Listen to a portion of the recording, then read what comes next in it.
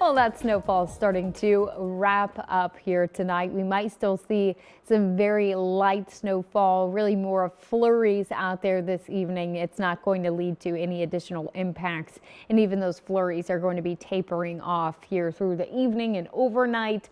Of course, our sky cams look beautiful. They look like a scene out of a movie with all of that snow on the roofs and, of course, the trees.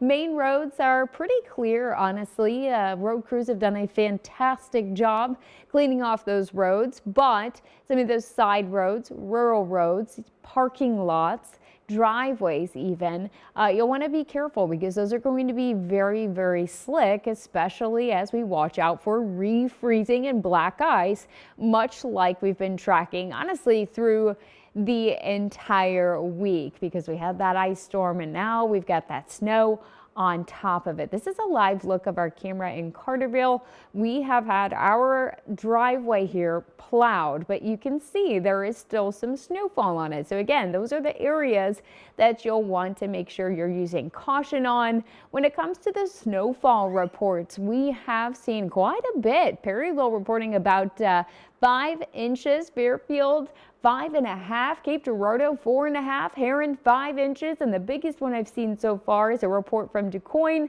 at about 7 inches. Now these aren't storm totals, but just some of the reports that have been filtering in. When it comes to that snowfall, like I said before though, it's starting to wrap up. So not seeing that activity as much across southeastern Missouri and western Kentucky, where we do have some of these light blues through those northern counties. So through parts of Jefferson County, extending down into Hamilton County through McLeansboro, that's a very light snowfall. Again, we're really not expecting too many impacts. That should be the last of it as it clears out. Now, a lot of the area is still under that winter storm warning where we have all of those pink boxes.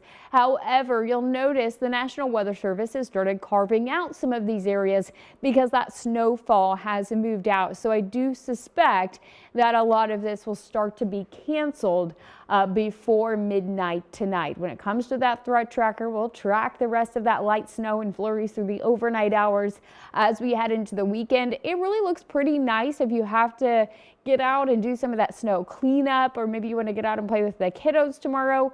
It won't be too bad in terms of temperatures. It's going to be cold, but not as cold as it has been.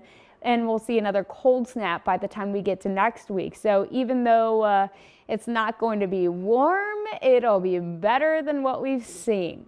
Quick check of the satellite and radar. This is a huge storm system. So again, not impacting us, just us, but other areas of the country as well. Now starting to see that move to the East Coast. Of course, we are expecting that snow to be gone through the evening hours. Mostly cloudy skies, a few flurries possible overnight, but for the most part, again, that storm is over as we head into your Saturday. Partly cloudy conditions expected. Of course, if that sun comes out, you've got the snow on the ground, and that's going to be very reflective. So you'll probably want a pair of sunglasses if you have to get out tomorrow. And of course, the coats. We're talking 25 degrees to start the day, 30 by lunchtime, and then highs topping out close to freezing, 33 for that high. Storm Track 3 app, always great to have on your smartphone, even just to keep an eye on some of those temperatures, because check out these changes. Not too bad this weekend. By Sunday, about 35.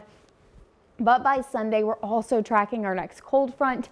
That is going to bring a big cool down next week. So 28 degrees again by the time we get to Monday.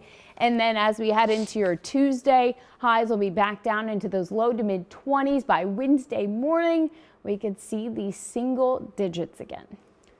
Wow, just when we thought we were out of the cold with these 2 winter storms in a 10-day period, now you're telling us it's going to be in the single digits. Yes, very cold. Oh, wonderful news. Wonderful news to go into the weekend. All right, thanks, Jacie. Well.